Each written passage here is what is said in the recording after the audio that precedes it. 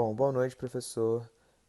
O nosso artigo é sobre a nova ecologia dos meios, a IoT, sobre comunicação, interações e interatividade.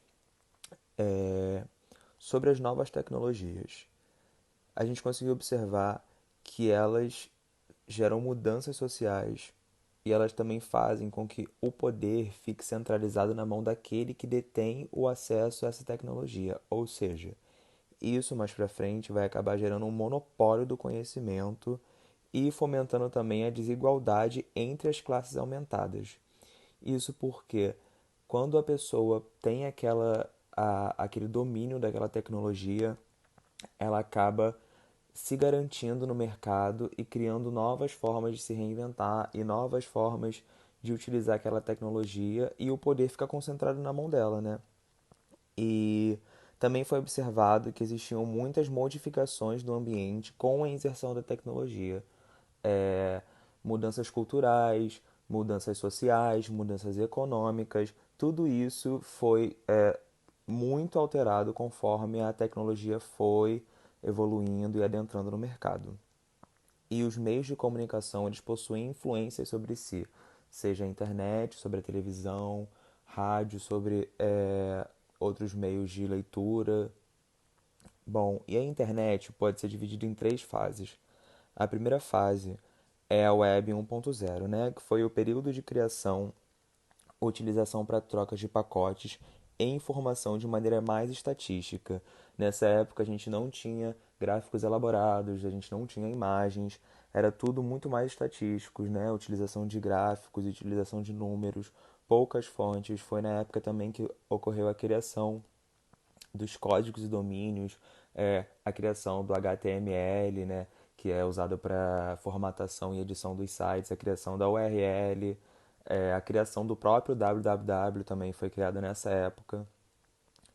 E a gente tem a segunda fase, chamada de Web 2.0, onde se ampliou as formas de publicação, de compartilhamento e organização da informação pelos usuários, gerando um maior espaço de interação, ou seja, foi uma fase que ocorreu essa coletivização também dos processos de trabalho por meio da internet, porque mesmo as pessoas estando em lugares muito diferentes, em lugares longes, né, distância física, as pessoas conseguiam se manter conectadas pela internet. Também teve o aumento da troca, da produção e da circulação de informações, né? A transformação e modificação social, como eu disse, pela forma de trabalho e interação por causa do avanço da internet.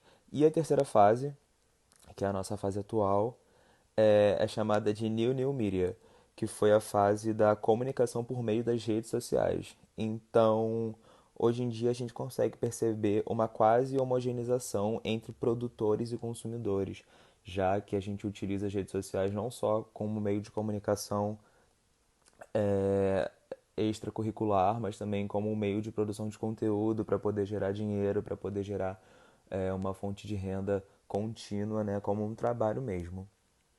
E os processos também ficaram mais autônomos e mais personalizados. A nossa segunda parte, que o artigo deixava explícito, foi essa nova ecologia dos meios. E durante o artigo ele deixava muito claro o impacto que causava no ser humano, né, essa nova ecologia dos meios, que ele gera uma alteração da percepção humana, da compreensão dos sentimentos e dos valores. E essa nova ecologia tem um efeito bilateral, né, que seria uma produção de um ônus e de um bônus, não só o lado bom, mas e não só o lado ruim também. Então, a gente tem uma influência midiática implícita, informal, como a gente já pôde ver em várias outras matérias, né? No âmbito de mensagens subliminares, no âmbito de marketing, como atrair, como fazer com que a pessoa se sinta influenciada por aquele produto sem ser de maneira explícita. E ele deixava claro que isso já existia há muito tempo e está muito forte hoje em dia por meio de livros, de televisão, de rádio.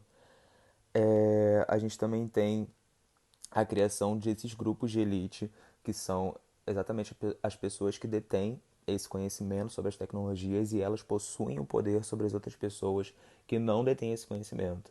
que são postas como ignorantes, né? Porque não possuem esse conhecimento. E a gente tem uma possibilidade de criação de voz para os grupos se manifestarem pelas suas lutas. Uma possibilidade das minorias lutarem, as mulheres lutarem pelo seu lugar no mercado de trabalho, pela sua voz com o feminismo, a luta contra o racismo, a luta pela igualdade LGBT, e enfim, esse público teve mais voz de acordo com a internet, né, que possibilitou isso pra gente.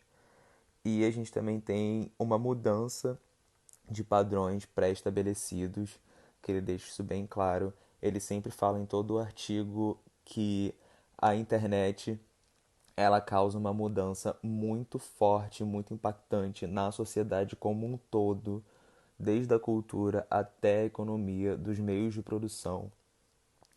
E ele também fala sobre o controle dos meios. Ele fala que é muito difícil a gente ter controle dos meios porque a volatilidade é muito alta, ou seja, depois que você cria um conteúdo, você não tem como controlar como esse conteúdo vai chegar para todo mundo de forma muito efetiva. Então, nem mesmo o inventor dessa tecnologia possui o poder sobre ela depois da sua criação. Então, o foco seriam nas alterações resultantes do surgimento, porque eles alteram a estrutura dos interesses. A inovação tecnológica, né, ela implica no progresso humano. Então, o aumento da automatização das operações gera na sociedade uma sensação de imponência e uma sensação de avanço da sociedade. A gente consegue observar isso claramente com a China, que é uma grande potência tecnológica, e o avanço tecnológico gera uma sensação neles de soberania e, de certa forma, um controle, né? Uma hegemonia de mercado. É, e a interação e a interatividade ampliam a comunicação atual, né? Porque as pessoas conseguem estar muito mais próximas, conseguem estar muito mais juntas, então a comunicação ela é aumentada, mesmo em períodos difíceis como a gente está enfrentando agora, que é um período de quarentena. Se a gente não tivesse a internet, muitas pessoas não conseguiriam manter o seu trabalho. No meu caso, como eu estou de home office, e então é muito mais fácil devido à internet que possibilita isso pra gente.